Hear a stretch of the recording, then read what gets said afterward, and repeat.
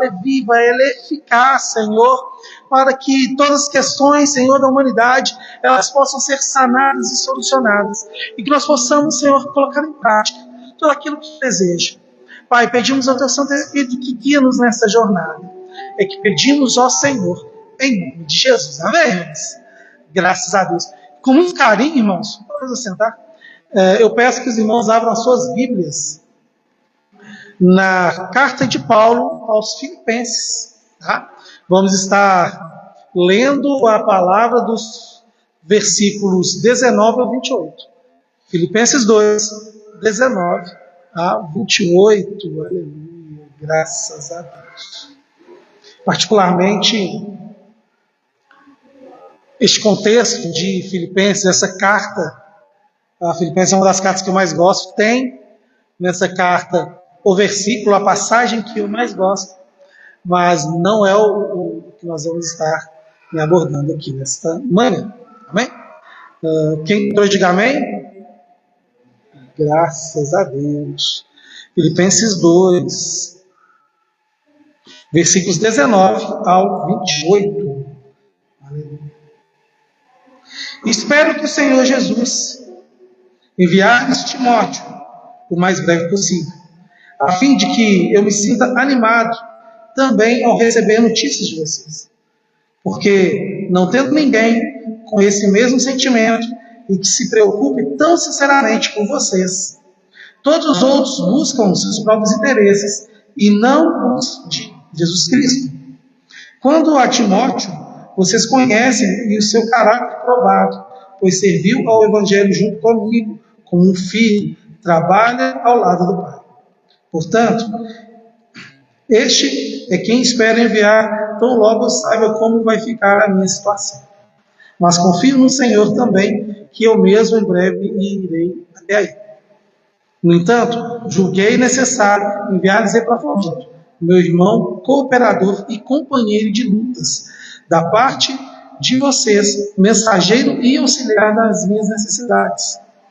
Ele tinha muita saudade de todos vocês e estava angustiado porque vocês ficaram sabendo que ele adoeceu. De fato, adoeceu e estava à beira da morte.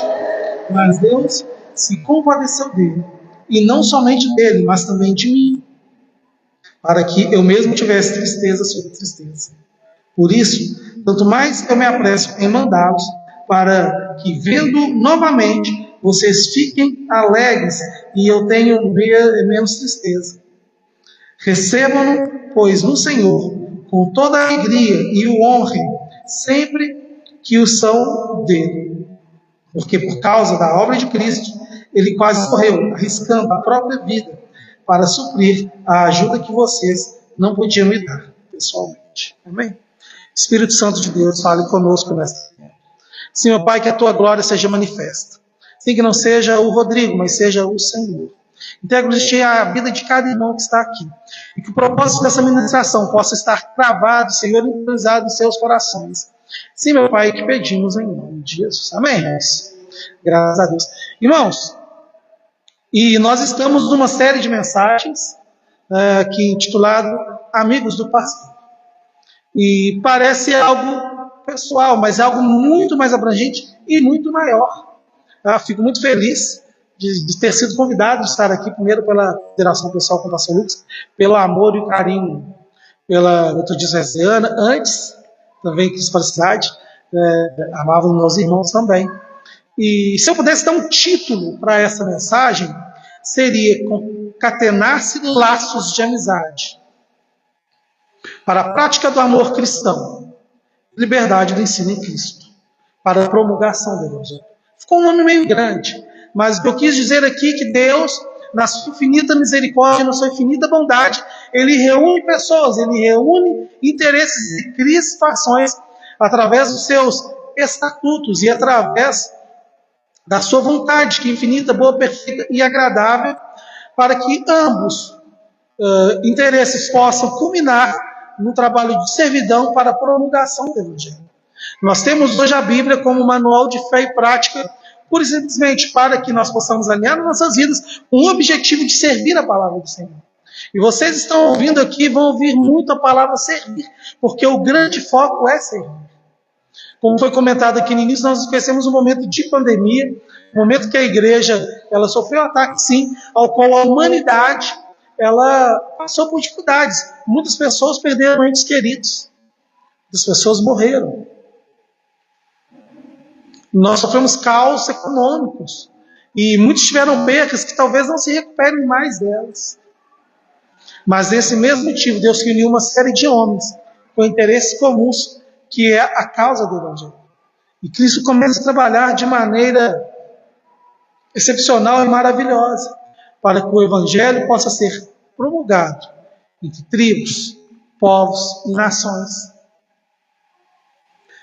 O autor dessa epístola aceito que é o apóstolo Paulo, e o objetivo dele é incentivar a igreja de Filipe a se alegrar e permanecer unidas e firmes na defesa da fé. E nós temos que estar juntos nesse mesmo objetivo, firmes e estarmos alegres para permanecermos unidos em defesa da fé cristã. Nós temos que combater o bom combate, guardar a carreira e preservar a fé. Porque a fé é o firme fundamento da nossa vida e nós temos que crer. A fé cristã é um exercício diário de renovação. Porque não há nada mais antagônico e nada mais contraditório, irmãos, do que ter fé, do que acreditar em Cristo, que é seguir Jesus. É uma loucura. No mundo onde nós somos estados a nos vingar, nós somos estados a ter os nossos próprios interesses em pauta, o Evangelho fala, ande a segunda milha, dê a outra face. E isso é uma loucura para os que não creem. É só através da fé em Cristo que há uma exortação a um perdão. Estive vendo uma pessoa de um outro credo, que não é cristão, e ela foi questionada, acerca do perdão, e ela fala, assim, por ética e respeito, não vou falar qual aqui, mas ela fala que a religião deles não era uma religião do perdão, era uma religião do bem consigo mesmo. Então eles tinham dentro lá da espiritualidade deles que ressignificar o que ocorreu, e se dentro do coração deles eles entendessem que eles tivessem que perdoar para prosseguir com a pessoa, eles perdoassem, mas se eles sentissem que não, que eles não perdoassem, mas que eles estivessem bem consigo mesmo. E o cristianismo é completamente ao contrário. Ele nos exorta ao perdão, ele nos exorta à caridade, ele nos exorta às virtudes, ele nos exorta às boas obras. E fico muito feliz de saber que vai ser um ano que vocês estarão unidos em boas obras, em boas virtudes, que nós não podemos deturpar o que a palavra de Deus nos ensina, porque nós entendemos que nós somos salvos pela graça, mediante fé, que não vem de nós, mas é dom de Deus, que nós não somos suficientes para obtermos a nossa salvação, mas que as boas obras são a maneira que nós, como igreja física na terra, visível, corpórea, ela ajuda e ela transcende e ela alcança as pessoas. O Evangelho, ele é promulgado pelo ouvir a palavra de Deus, ou seja, nós temos que ir. A palavra de Deus também nos ensina que é para irmos de todo mundo e pregarmos o Evangelho a toda criatura, para que naquele que crer seja salvo e não condenado. Então é uma ordenança, nós temos que ir. E por que nós estamos falando isso, irmãos? Porque ir, ele também pode ser entendido como servir. E eu gosto muito do pano de fundo e dos contextos dessas cartas da prisão, e a carta da prisão são cartas que Paulo escreve quando ele está preso, e são elas Filipenses, Colossenses e a Epístola aos Efésios, porque Paulo ele estava preso. Então imagina, criando aqui uma alegoria, que alguém está preso. E Paulo estava literalmente preso. E a alegoria é que nós, nos colocando no lugar de Paulo, pensamos que nós estamos presos. E ali, quem está preso geralmente busca a sua própria liberdade, seus próprios interesses. E ele recebia ali demandas dos irmãos, demandas da igreja. E com muita misericórdia no coração, ele escreve cartas onde que ele expressa a necessidade de tratar sim a sua preocupação, porque se nós lemos essas cartas, ele vai estar mostrando sua preocupação com a consolidação da igreja, com a saúde da igreja, com a plenitude da igreja e principalmente com a doutrina cristã. E nós temos que dirimir aqui e separar o que são usos e costumes do que é uma doutrina bíblica. Porque usos e costumes as Assembleias de Deus têm, os metodistas wesleyanianos têm, os irmãos estavam aqui do Projeto Vida têm, na Semeando é uma Assembleia de Deus com usos e costumes diferentes do Ministério Rochedo. Presbiteriana tem, dentre outras igrejas tem, os batistas têm seus usos e costumes e suas tradições. O que nós estamos falando aqui é de uma preocupação, de uma doutrina bíblica pré-estabelecida para que nós possamos seguir adiante para poder servir. Então havia uma preocupação do apóstolo Paulo que a igreja ela tivesse uma doutrina e para que aqueles irmãos eles entendessem a supremacia de Cristo, a unidade cristã, alegrias como no meio das adversidades, uma vida cristã, um combate aos falsos ensinos. E Colossenses ali, inclusive, ele pede para que os irmãos troquem cartas. Então ela é escrita à igreja de Colosso, e no meio do caminho, né, na epístola aos Colossenses, ele fala, troca essas cartas com os irmãos da Laodiceia. Mesmo a Laodiceia, Apocalipse, que o apóstolo João também deixa ensinamentos. Ou seja, eles deveriam estar pegando essas cartas. Então imaginam, haviam emissários, e eles iam à prisão e eles levavam os problemas da igreja para Paulo. Paulo escrevia, doutrinava e ensinava, devolvia essas cartas, e essas cartas elas eram levadas para aquelas comunidades, e dentre elas deviam trocar essas cartas para que elas pudessem ser ensinadas. Lembrando que não havia uma Bíblia escrita como a nossa, que é privilégio, né, de 1530, depois da invenção da prensa por Gutenberg, né, lá na Alemanha. Um dos pilares que impulsionou aí, inclusive a reforma protestante, foi a criação da prensa, ao qual a Bíblia pôde ser impressa de maneira rápida e em maior escala que os antigos manuscritos.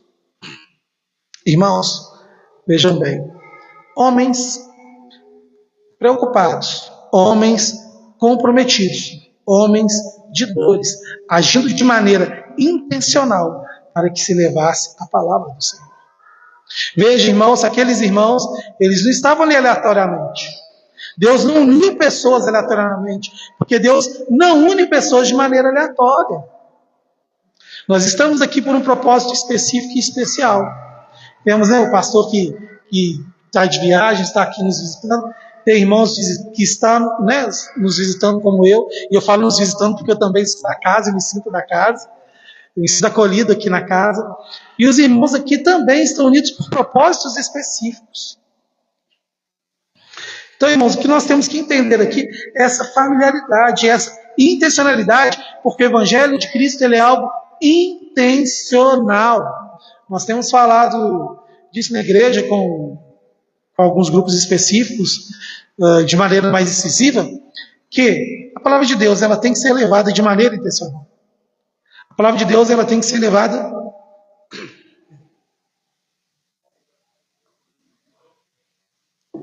de maneira proposital. E Deus ele trata as coisas de maneira intencional. E a palavra de Deus ela nos traz isso de uma maneira muito clara, muito palatável, muito intencional, redondo. Filipenses também ela trata-se, irmãos, além de ser uma carta da prisão, com esses objetivos, logo nós tratamos de uma carta de cunho pessoal. Porque o apóstolo Paulo, em Gálatas, em 2 Coríntios e em Filipenses, ele trata questões dele. Ele vai nos trazer o seguinte, que ele está preso, ele vai mandar Timóteo, mas primeiro ele tem questões dele, pessoal. Ele trata tristeza também. Ou seja, muitas das vezes nós estamos aqui na igreja, irmãos, só Deus sabe, e eu não tenho menção, e eu não tenho a presunção de saber o que está no coração de cada irmão, as dificuldades, as lutas que os irmãos têm, porque eu também tenho as minhas. O modelo de família doriana pregado pela essa fase atual é só na propaganda da margarina mesmo, onde você tem um estereótipo de um marido perfeito, de uma esposa perfeita, com os filhos perfeitos, e nós muitas das vezes trazemos isso para onde? para a igreja, onde que a família do pastor tem que ser perfeita, a família dos obreiros tem que ser perfeita, a família dos irmãos tem que ser perfeita, e um começa a cobrar a perfeição de outro, colocando um fardo maior, aos quais as pessoas não têm condições de carregá-los. E muitas das vezes isso entra de uma maneira tão proposital, irmãos, também aí pelo lado mal, que nós muitas das vezes nos sobrecarregamos destes fardos, dessa busca constante pela perfeição. E nós não somos perfeitos, nós seremos perfeitos naquele dia, quando tivermos o nosso corpo glorificado junto com o nosso Senhor Jesus Cristo, ao qual nós estaremos louvando ele lá, santo, santo, santo, santo é o Senhor dos Exércitos. Por enquanto nós estamos aqui como homens de dores, homens que passam tribulações. Paulo expressa aqui que está triste, ele fala aqui da sua tristeza. Cada um tem luta, que é só realmente naquele momento que nós estamos no nosso quarto, em oração e chorando a Deus, e clamando a Deus, e confessando a Ele, é que nós vamos entender que estamos lá somente nós e Deus. Eu posso confessar todas as minhas dores aqui para cada um dos irmãos. Eu posso levar, e não estou descredibilizando, tá, irmãos? A analistas, a psicólogos, a psiquiatras. Não, eu sou a favor da medicina. Amém, irmãos?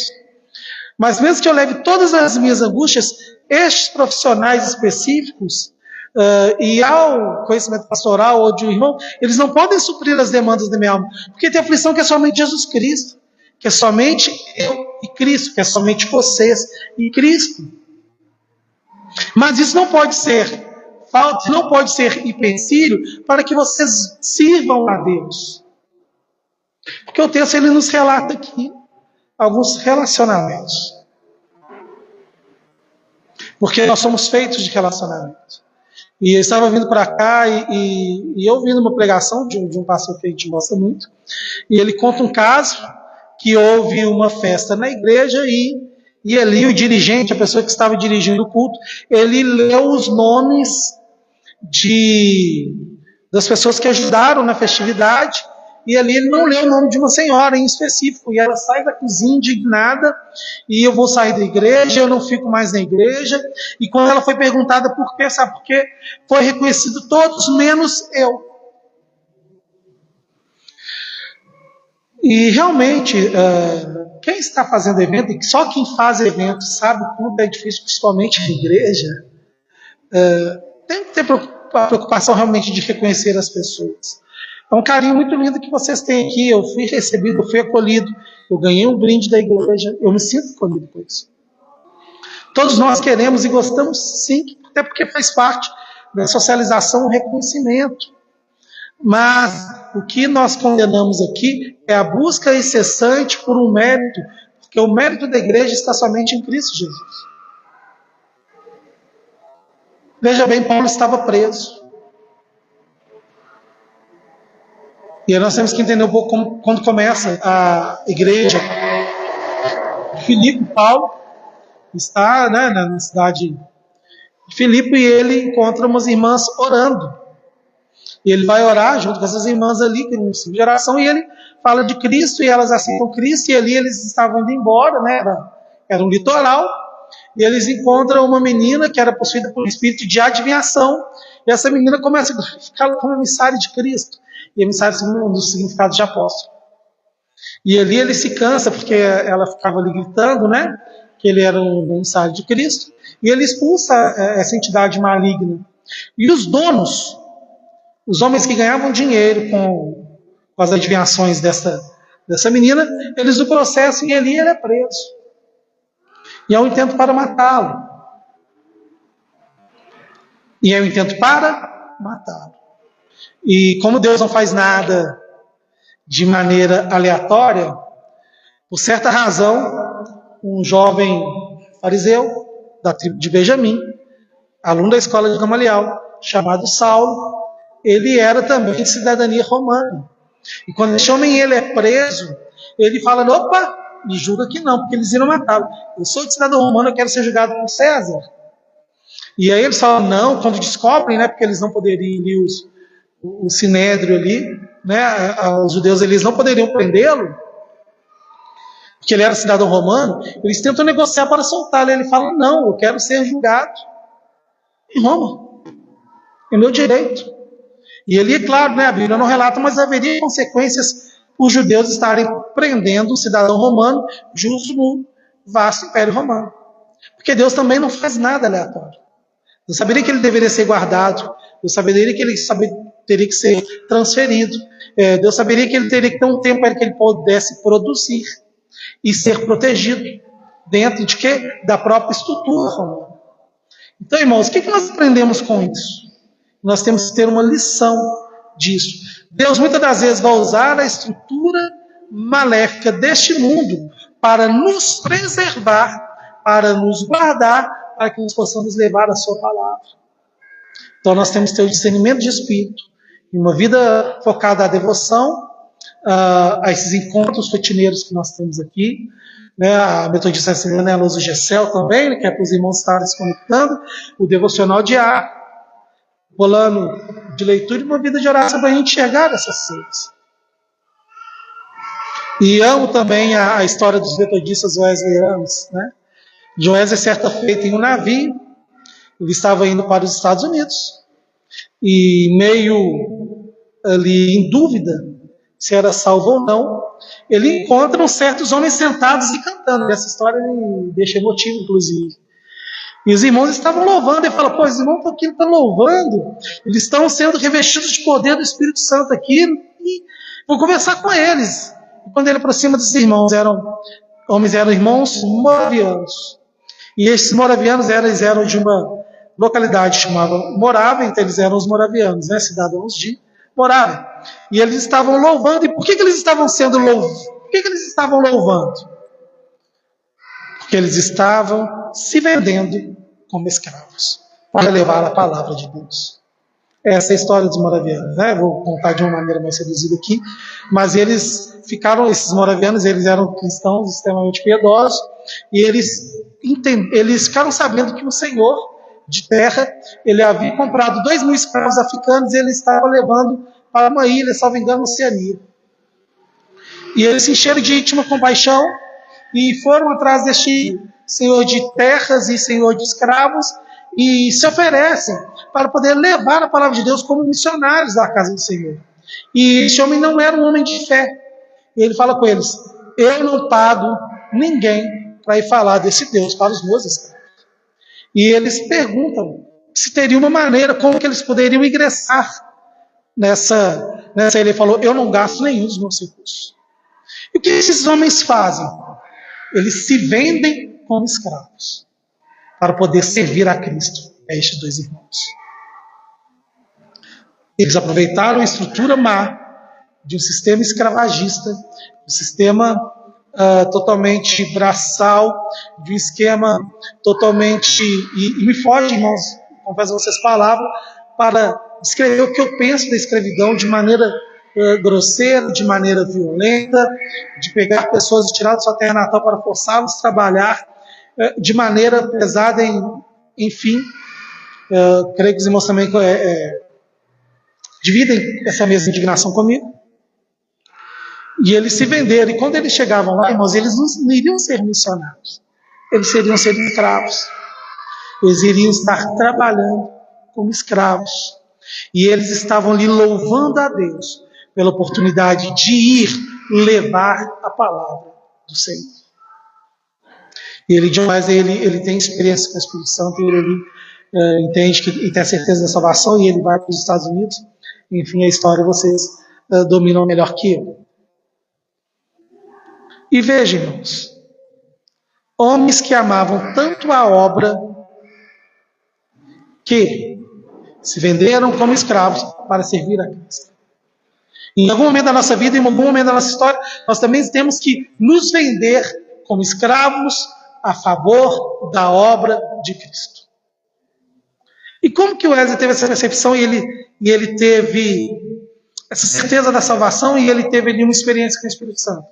Porque ele se conectou com quem? A pessoas de mesmo propósito, com objetivos específicos. Então, irmãos, o que nós estamos falando aqui é de concatenar laços de amizade e fidelidade para servidão e promulgação do Evangelho. Tem uma música que eu gosto muito, que ela fala, se não for para servir, né? Como é? Sem amor eu nada seria. E para que eu sirvo se não for para servir? Então servir tem que ser, irmãos, uma chama que arde em nosso peito. Nós temos que sair daqui com o coração inflamado de servir a obra deste Deus. Porque se irmãos estavam presos escrevendo cartas para a igreja, se cristãos tempo atrás estavam morrendo nos coliseus de Roma, sendo empalados nas fogueiras de Herodes, para que a palavra de Deus pudesse chegar até mim, até você, nós temos que ter essa mesma chama que nos propor a morrer por Cristo, de sermos escravos em Cristo, para poder levar a tua palavra, para que mais pessoas possam ser impactadas por essa palavra, possam ouvir e servir a Cristo também. A palavra que não fala exatamente onde Paulo estava preso, era Roma, se era Cesareia e Filipe, se era uma própria visão em Filipe mesmo, né, na cidade de Filipe. E ele escreve essas igrejas.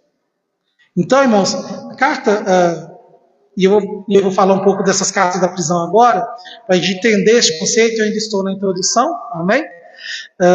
Efésios, ela vai falar sobre a supremacia de Cristo. Vai falar da nossa eleição e de como a igreja é um corpo de Cristo, e vai falar também de vida e santidade. Então, ou seja, parte dessas cartas, ela tem uma lição que é muito forte e muito grande para nós aqui. Que a relação de eleição é em Cristo, não é em mim, não é em John Wesley, não é no pastor Lucas, ela é somente em Cristo Jesus. Ela vai falar da igreja como um corpo.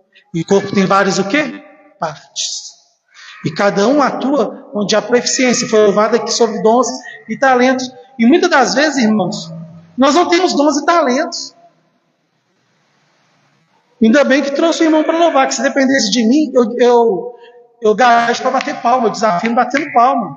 Se tiver um vídeo de parabéns e eu tiver, vocês vão me reconhecer, porque minha palma é fora do tom e minha voz é desafinada. Mas todos nós somos chamados ao serviço. E muitos de vocês têm dons e talentos, sim. E todos nós, e eu fiz aqui, foi um paralelo, se nós não tivermos, mas todos nós temos, sim. Só que muitas das vezes nós não descobrimos. Só que há uma viagem, um ad eterno muito grande, de até eu descobrir meu dom e talento, e eu começar a servir. Então eu vou servindo até eu me enquadrar em algo.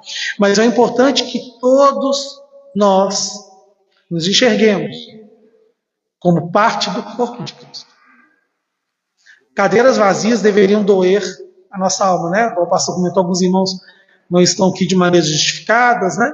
Outros não. Mas toda cadeira vazia dentro de uma igreja, seja daqui, seja do Ministério Rochedo, seja de qualquer outra igreja, ela tem que ser um motivo de tristeza e um motivo de agonia, porque nós temos que prosseguir. E se pessoas não estão sentadas aqui, algo está errado.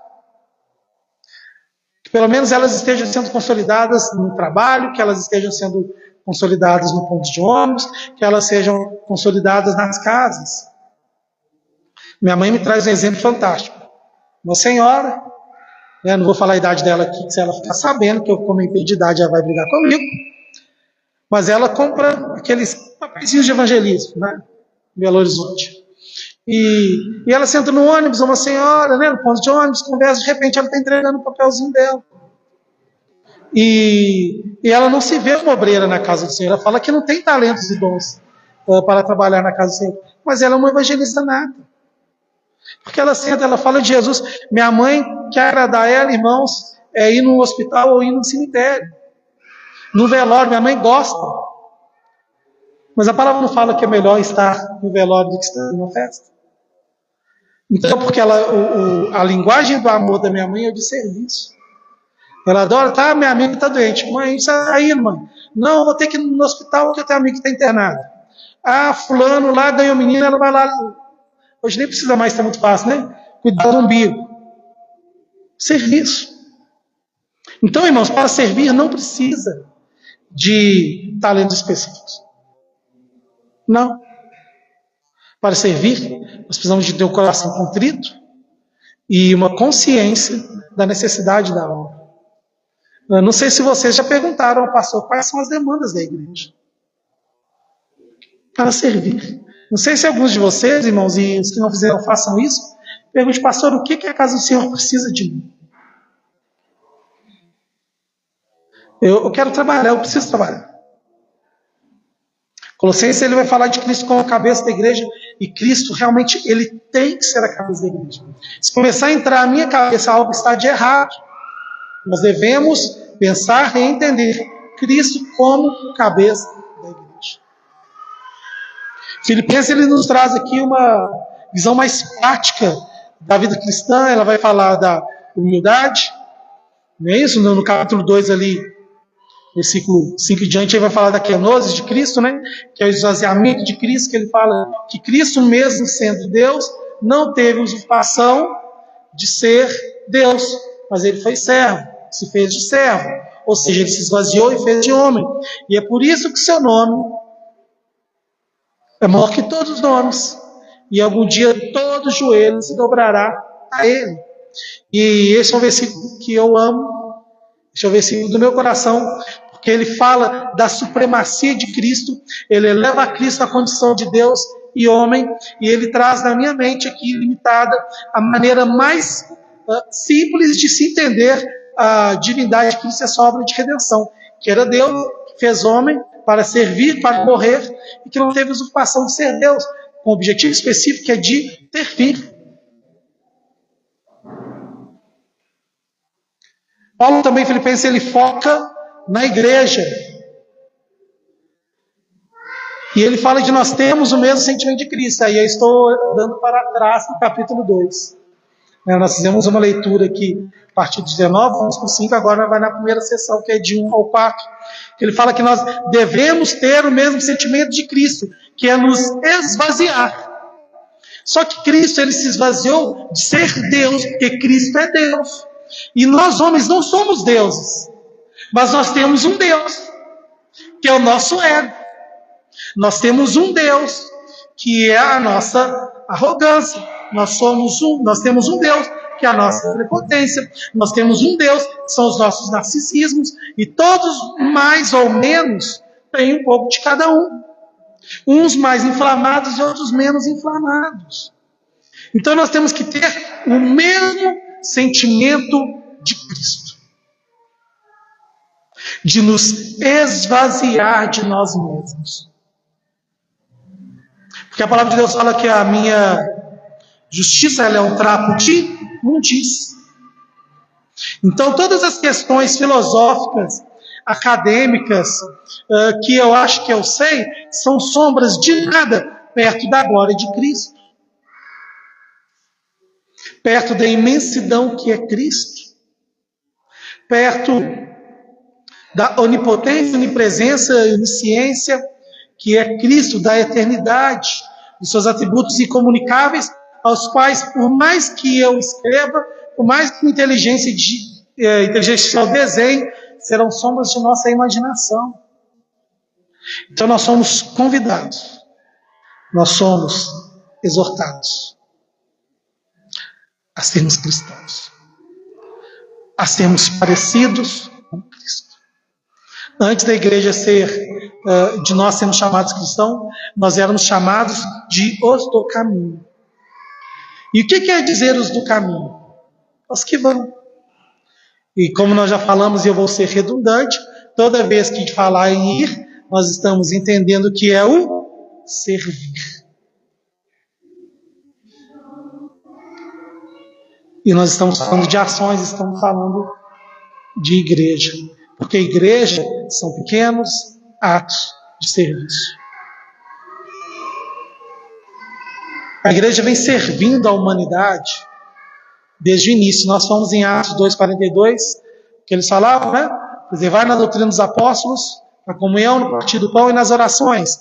E aí eles vão falando a partir do versículo 43 e 44 que a igreja, ela servia Eles não se esqueciam das viúvas nem dos órfãos, e milagres e maravilhas eram feitos através da vida dos apóstolos. Então esses milagres e maravilhas, eles precedem ao serviço, porque primeiro a igreja serve, e depois milagres e maravilhas são feitos.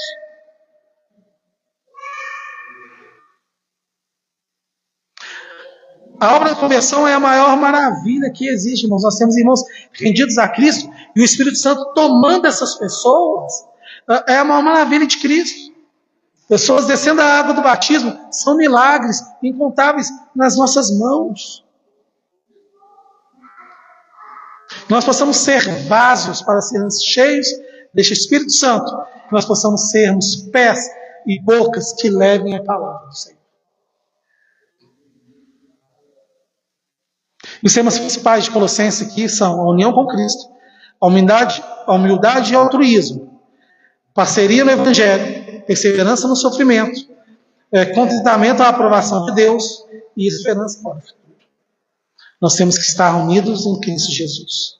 Nós temos que ser uma igreja que é humilde e que é altruísta, que serve ao Senhor.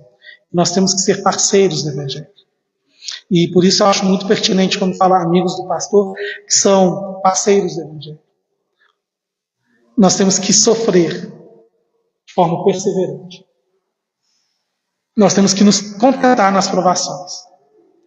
E nós temos que ter uma esperança no futuro, que é a salvação em Cristo Jesus. E para isso Deus colocou junto homens com características diferentes, mas com propósitos similares. Vamos falar aqui do jovem Timóteo, que é um jovem pastor, foi um jovem pastor, que ele é um exemplo para nós. Não sei quem é pai e mãe, mas ele foi muito bem ensinado na palavra de Deus, pela sua avó e pela sua mãe. Ele não é filho de mãe judia, pai grego. Então Timóteo, ele era um rapaz que foi instruído desde pequeno. E isso trouxe Timóteo uma fidelidade, um grande senso de fidelidade. Ele era um discípulo e um companheiro de missão de Paulo. Ele andou junto com Paulo. Ele era perseverante, né? Ele enfrentava as perseguições e oposições e não se desviou da fé. Porque tem uma base de nascimento cristã, ele foi bem direcionado por Paulo e ele exerceu uma fé sem se desviar. Ele aprendeu sabedoria. Se nós lemos as duas epístolas a Timóteo, que são chamadas de cartas pastorais, vocês vêm de uma carta pastoral, que é a Tito, né? Muito densa, muito pesada. Paulo pega até mais pesado com Tito, né? Timóteo ele é meio paizão, Tito ele é mais firme ali. Mas ele aprendeu essas verdades sobre o pecado e a necessidade da salvação. Ele tinha espírito de liderança, ele foi um líder e serviu a igreja. Né? Ele foi líder da igreja de Éfeso. Ele era de confiança. Paulo tinha ele grande estima. Então aqui, irmãos, são características que eu e cada um de nós temos que ter. Amém? Nós temos que buscar sabedoria na palavra de Deus. Cada um de vocês aqui é um líder. Eu tenho a oportunidade de estar aqui ministrando, mas cada um de vocês é um líder. É um líder nas suas casas, é um líder nos convívios. Tem até um estudo que fala, né, que nós somos a sombra das 5 pessoas que nós convivemos, e muitas das vezes nós utilizamos isso, sabe para quê? Para falar assim, eu vou conviver só com fulano A, B ou C. Porque é muito cômodo estar na fila e no hall dos influenciados, mas nós somos chamados e somos instados a sermos influenciadores da causa do Evangelho. E né, eu acho muito peculiar os influencers, né? Agora está na moda influencers digitais. Eu vi uma pessoa fazendo uma live ali tão assim, descontraído, ele despojado, falando bem. Falei, nossa, fala bem para dar. Quando eu vi, tinha 5 pessoas assim, que curtiram. E ele se achando influência, não, porque nós fazemos, e parceria e tal, ali querendo, né, ganhar alguma coisa no negócio, mas ele não tinha o mínimo alcance. Não estou falando que o conteúdo é ruim, não estou falando que a pessoa estava de má fé. Estou falando da capacidade de alcance, porque ele estava ali, né, lutando ali com algoritmos, enfim, né, não sabe essas questões de rede social, mas a palavra que ele tinha era uma palavra dele, para um grupo específico, que só vai se relacionar com ele. Minha menina criou um tal do TikTok lá e ela faz uns desenhos que eu não sei nem falar o nome. E ela teve mais de 1.500 visualizações e ela estava toda feliz. Por quê? Porque ela descobriu um nicho que são de adolescentes, meninas adolescentes de 13 anos. E nós somos chamados, irmãos, nós temos influenciadores do Evangelho. O livro mais vendido do planeta é a Bíblia. E ainda faltam muitos lugares. Ainda falta mais de 2.500 etnias a receberem essa palavra. Conforme o grupo Perspectivas, né? Perspectiva Brasil, é um grupo filiado ali com a Associação Billy Graham, entre outros, de evangelismo global de povos não alcançados. Então, a palavra que nós levamos e ao qual nós estamos sendo chamados a ser influenciadores, ela tem um alcance global. Desde 330 ali, quando se compila, né, os livros do Antigo e Novo Testamento, no Concílio de Nicéia, esse livro ele foi guardado e protegido, em algum momento ele foi escondido, e hoje ele está aberto e liberto, mas talvez nunca esteja tendo seu real sentido tão deturpado e escondido e sem conhecimento, principalmente no meio do seu povo. O que eu estou querendo dizer com isso, irmãos? Na era da comunicação, na era da informação, muitos de nós talvez não estamos sabendo acessar a Bíblia. Talvez nós, uma falta de... Até bom que ficou aqui.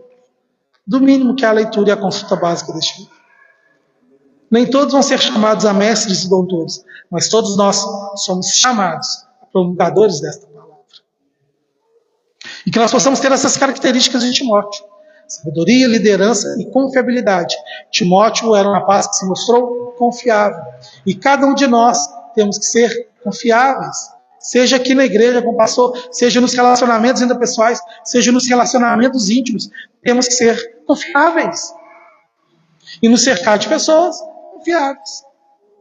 Agora, Epafrodito, companheiro de Paulo. Né? Paulo chama de companheiro, chama de cooperador. Trata como amigo. Timóteo ele trata como filho. Dois níveis de intimidade diferentes, mas muito próximos. Epafrodito é um nome que surge pouco na Bíblia, mas ele leva essas questões da carta Filipenses e ele funda Colossenses ali. Né? Então você vê o tamanho do alcance. E ele é um rapaz que ele vai levar os donativos da igreja para Paulo. Chegando lá, ele fica doente. E o que mais impressiona o Epafrodito é que ele fica angustiado de estar doente e talvez trazer mais alguma preocupação ou custo adicional para os irmãos da igreja. Veja isso, irmãos. Quando eu estou doente, muitas das vezes, sabe o que eu faço? Se eu estiver doente, muitas das vezes, eu não vou na igreja. Estou doente, eu fico em casa. Eu me permito descansar, né? Mas, claro, tem casos de doença que é óbvio, nós temos que ficar em casa. Amém, irmãos? Ele está fazendo aqui um discurso anti-saúde, não, pelo amor de Jesus. Entendam bem. Mas o Epafrodito amava tanto a obra que ele leva a situação da igreja, né, da comunidade de Filipe. E lá no meio do caminho ele fica doente. A Bíblia não fala, né, muito, você acredita que seja a malária ali, porque a Bíblia fala só que ele ficou doente de morte, ele ficou gravemente doente, e ele ficou angustiado. O termo é angústia. Angústia é uma dor profunda, angústia é uma dor sombria, que às vezes, muitas das vezes, a gente não vê nem fim nela. E ele ficou angustiado de não poder trazer a palavra, ou seja, de estar preocupando os irmãos, de estar tolerando os irmãos, e de talvez trazer essas recomendações que ele recebeu de Paulo através de cartas, para que a igreja seja edificada. Porque aquela igreja ela tinha alguns problemas, nós já comentamos. Eles tinham homens que Paulo descreve como cães, como imorais, como falsos profetas, como falsos ensinadores. E ele estava ali com aquelas instruções de Paulo para aquele povo. E ele estava angustiado. Meu Deus, talvez eu não vou conseguir levar essa carta. E aqui eu vou fazer uma conjectura. Ele pensando, se eu morrer, como que essa carta chega lá? Como que essas instruções chegam para os meus irmãos? Essa angústia Tem que ser uma angústia dos nossos corações também. Eu estou sofrendo pela causa de Cristo, eu estou sofrendo pela igreja, porque hoje, irmãos, está no modismo, e na internet, no YouTube, é que vem aparecendo assim aos montes, de pessoas que elas vêm descredibilizar a igreja como um corpo santo, como a noiva do Cordeiro. Não, a igreja aqui, a vida local aqui de vocês, ela é importante, e ela é de suma importância para a vida de cada um. Aqui atrás nós temos crianças, que é o pilar e a base. E uma vez, a gente conversando na nossa igreja, e irmãos, percebi que as crianças ficavam no pior lugar, na menor sala, com o resto de tudo. Sobrou a sala das crianças. E os conteúdos que nossas crianças escutam do mundo são de primeira qualidade, onde se investe em técnicas de programação neurolinguística para modular o comportamento, onde há estudos psicólogos, onde há uma arte gráfica bonita, onde há coisas interessantes que vão chamar a atenção. Muitas das vezes a gente não investe quanto igreja nas crianças e não investimos nas pessoas que consolidam, que interagem com as nossas crianças. Isso é algo que trouxe angústia no nosso coração. Eu falei, pastor Júlio, nós temos que investir nas tias. Nós temos que investir nas salinhas, temos que dar uma cultura ali. Tudo que for sobra tem que ir para outro lugar. Não estou falando que os outros ministérios não sejam importantes. Nós aqui temos que caminhar de fé em fé, porque uma fé se obra é morta e uma fé, se nós não aquecemos, ela se apaga. Mas as crianças ainda estão sendo moldadas. Então há uma importância de dentro da igreja e há uma importância também, e nós não possamos eximir a nossa responsabilidade de ter uma vida com as nossas crianças em casa, é óbvio. Mas aqui eu estou falando da questão do Epafrodito, que era uma preocupação com a eclésia, que era uma questão com a igreja para a edificação do corpo. Então ele fica preocupado. Ele foi um ministro de Paulo. Ele era um homem extremamente humilde. Um homem que se preocupa mais com os outros do que consigo mesmo, ele é humilde. Ele se importou mais com a igreja do que consigo próprio. Ele se importou mais com os irmãos do que consigo próprio. Ele poderia ter escrito uma carta para os irmãos e falou, irmãos, eu estou doente, me manda um dinheiro aí para me ajudar aqui. Não.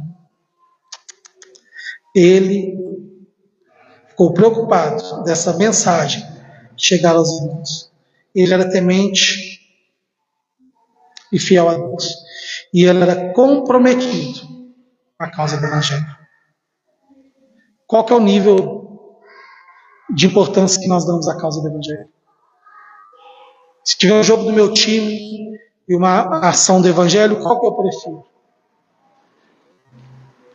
Dentro dos meus recursos, dentro do meu conhecimento, dentro das minhas atividades, qual é, e aqui é uma reflexão, a prioridade do Evangelho? E eu seria muito simplista, irmãos, de só falar do dia de culto. Né? Só de falar do GCL. Irmãos, você faltou do GCL para ver o jogo de futebol do seu time. Isso seria reduzir muito baixo. O que seria isso? Eu estou falando de vida mesmo. Amém?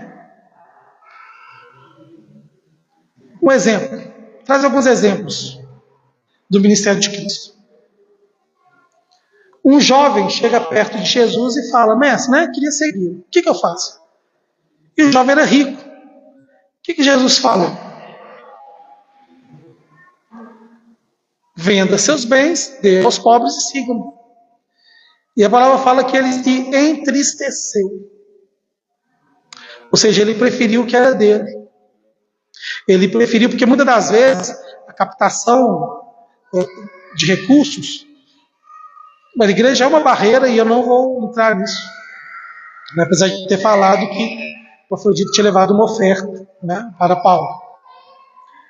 Mas o tesouro dele era a sua condição financeira. E ele não conseguiria Viver sem por quê? Muitas das vezes ele entendeu que era dele. Muitas das vezes nós com os nossos, a gente fala assim, eu conquistei, eu ganhei, é meu. Se é meu, eu faço o que eu quiser. Nós não temos uma percepção que algo foi nos dado por Deus para que um uso saudável. Não é? Pior que o dinheiro era um coração fechado daquele jovem. Ele tinha um coração fechado. Em outra passagem, haviam duas irmãs. E as duas serviram a Cristo. Uma foi ouvir de Cristo. A outra foi limpar a casa. Não estou falando que a que foi arrumar a casa estava errada. Ela quis dar o melhor para Cristo. Amém? Ela foi se ocupar de uma arrumação que era essencial para aquele momento, para acolher Cristo bem. Só que a sua irmã, por outro lado, ela foi se encher do que Cristo deu. E Cristo dá nobreza a quem? A que foi consumir dele. Então nós temos que saber, irmãos, em nome de Jesus, consumir o que vem de Deus. Consumir o que vem de Cristo. O que o Cristo nos deu, o que Ele nos pede adoração e celebração. Que em nome de Jesus Cristo nós possamos caminhar com Cristo e entender que é o que Ele que faz e é Ele que nos dá. E eu falei muito aqui individualmente. Mas a palavra que nós nos propusemos nesta manhã foi falar de Cristo. E foi falar de amizade. Foi falar de liberalidade. Foi falar de ajuda. Foi falar de comprometimento. Foi falar de amizade. Quando nós trabalhamos aqui um tema amigo do pastor, quando nós trabalhamos um tema que é amigos do pastor, nós temos que poder nos trocar aqui por amigos da obra de Cristo. Porque o pastor é o homem que Deus levantou para que a obra de Deus possa ser feita aqui nessa comunidade. Vamos pensar, e eu falei do Evangelho de forma global, falei de um grupo, de uma agência missionária que tem como foco trabalho em povos não alcançados. Nós vamos falar aqui da nossa comunidade de Paulo VI. Eu não sei se vocês moram aqui no bairro, mas qual o grau de nível de influência aqui que nós temos? Como nós somos relevantes ao vizinho do lado, de direita, de esquerda, de trás? E eu vi que passam algumas pessoas e eles passam olhando aqui para dentro, até a gente fica até com vergonha, né? Eles passam olhando aqui para dentro. Qual que é a expectativa deles com relação a este local aqui, este local? Eles entendem uma casa relevante, onde a comunidade será inserida e entendida e absorvida, ou ele pensa assim, meu Deus, se fosse um supermercado aqui era mais útil, que não tinha que ir lá, né? Apesar que tem um lado aqui, né? Agora direita e esquerda aqui.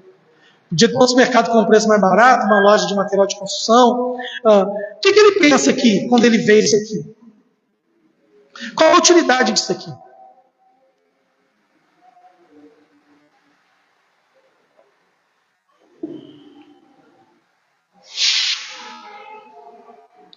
Qual é a utilidade dessa casa? É mensurada pelo grau de comprometimento de cada um de nós que estamos aqui nesta manhã. Especialmente vocês daqui da casa. Principalmente vocês que estão aqui. Vocês têm sido amigos do pastor, vocês estão concatenados com eles em laços de amizade profunda e de fidelidade para a servidão, para que o evangelho possa ser promulgado aqui nessa comunidade? Certa feita, Cristo estava crucificado. E ali haviam dois ladrões. E um pede para Deus salvá-lo. Como Deus. Se você é Deus, me salva. E o outro reconhece a Cristo como Deus. E ele exala adoração a este Cristo. E a resposta que ele ouve é: hoje comigo, você ainda estará comigo no paraíso. Essa é a mensagem da cruz, é estarmos com Cristo no paraíso, estarmos com Cristo nos céus. É uma palavra de carinho e de amor, para que em nome de Jesus nós possamos ter a consciência que a transformação que o bairro Paulo VI precisa passa pela mão de cada um de vocês aqui. Que em nome de Jesus Cristo nós possamos ser amigos do nosso pastor, o homem cooperador para a obra de Cristo, para que o Evangelho possa ser promulgado, primeiro para a nossa comunidade, nas nossas famílias e na nossa cidade. Em nome de Jesus, eu agradeço essa oportunidade.